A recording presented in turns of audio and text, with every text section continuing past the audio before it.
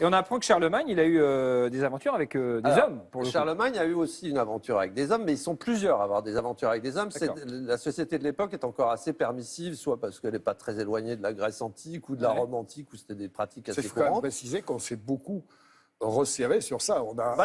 Et puis surtout, l'Église, à cette époque, n'est pas encore l'autorité morale qu'elle est maintenant. Si un souverain a envie d'agir à sa guise, il suffit de dire au pape, écoute, tu la fermes, moi je fais à peu près comme je veux. Oui, et le pape n'a pas l'autorité pour s'opposer à la puissance du souverain. Donc ce bon Charlemagne a eu des aventures. Mais aussi avec sa sœur aussi. Il est soupçonné parce qu'évidemment les sources sont quand même ça fait plaisir à ma fille parce qu'elle me dit tous les jours, j'aime pas ce mec, il a inventé l'école. Il n'y a pas que ça. Il n'y a pas que ça. En plus, on apprend qu'il n'avait pas du tout une barbe fleurie, il avait des moustaches et des cheveux longs, à peu près comme tous les hommes de cette époque. Donc, on le soupçonne d'avoir eu une liaison avec sa sœur au moment même où il était en train de pondre un capitulaire, c'est-à-dire un décret-loi, contre l'inceste.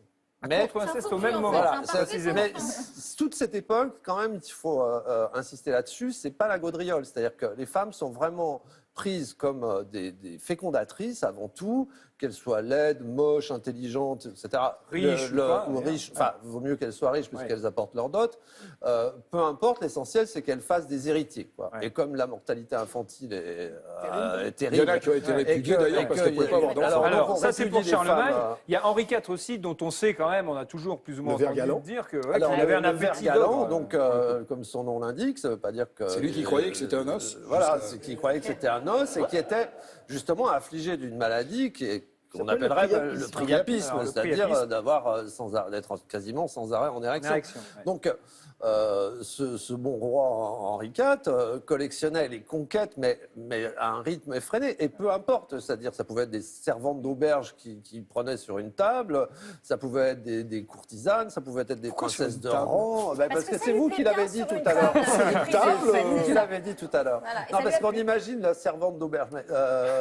Voilà, c'était l'auberge qui me faisait venir. Revenez, restez avec nous, Philippe. Restez avec nous. Je reviens. Laissez pas déconcentrer, désarçonné par Patrick, il est très fort pour ça. Ce qui n'empêche pas que, par ailleurs, c'est un roi qui va être important dans l'histoire de France. Mais son rapport aux femmes, là, pour le coup, il est purement utilitaire. Alors, Charlemagne, Henri IV, Louis VI le Gros aussi, qui lui, pour le coup, était un homosexuel épanoui. C'était beaucoup plus facile quand on était un homme de pouvoir à cette époque. De parler de son homosexualité. Aujourd'hui, ça serait quand même beaucoup plus difficile. Ça serait beaucoup plus compliqué. Quels sont les chefs d'État qui... Mais je veux dire que c'est encore pas arrivé au niveau d'un président de la République qui déclare « je suis homosexuel ». Alors peut-être qu'il y a pas mal d'hommes politiques qui l'ont déclaré déjà. Oui, mais pas au niveau où pouvait l'être Louis VI à l'époque. Et les hommes le déclarent plus que les femmes. Et Louis VI, lui, va se marier à 35 ans après avoir assumé totalement sa vie d'homosexuel et va reprendre sa vie d'homosexuel une fois être marié et il fera 3 ou 4 enfants à sa brave femme. Et puis, toujours dans le même domaine, c'est Henri III qui était entouré d'une armée de gitons, de pages. Mais alors, encore une fois, il ne faut pas s'imaginer les pages d'Henri III comme des folles perdues qui se promèneraient en talons aiguilles dans les couloirs du Louvre. En fait, ce sont des vrais soldats qui sont armés jusqu'aux dents et qui font usage de leurs dagues et de leur épée, sans métaphore aucune. Mais ils jouent quand même au défendre. Ils jouent aussi au bilboquet. Ils jouent quand même au bilboquet. Voilà, dans l'histoire un peu plus contemporaine maintenant, est-ce que on apprend que le maréchal Pétain, lui, il avait plusieurs partenaires. Oui, alors il a plus des fantasmes que des partenaires variés, parce que on a dit, tu vas voir dans ce livre, on apprend que Pétain était un partouzeur. Bon, c'est une forme de collaboration. J'ai eu beau lire. Ça, c'est joli, c'est une forme de collaboration. Alors donc, non, en fait, il a des fantasmes de triolisme, etc. Il raconte qu'il aimerait bien que sa compagne fasse l'amour avec une autre femme, etc. Mais ça reste des fantasmes assez courants aujourd'hui, qui étaient peut-être plus rares au moment du maréchal. Mais c'est vrai que quand on va chercher le maréchal Pétain pour lui dire écoutez, demain, vous êtes chef des armées, etc., on le trouve en galante compagnie avec une femme à qui il dit rhabille-toi, je reviendrai pas tout de suite, quoi. En gros.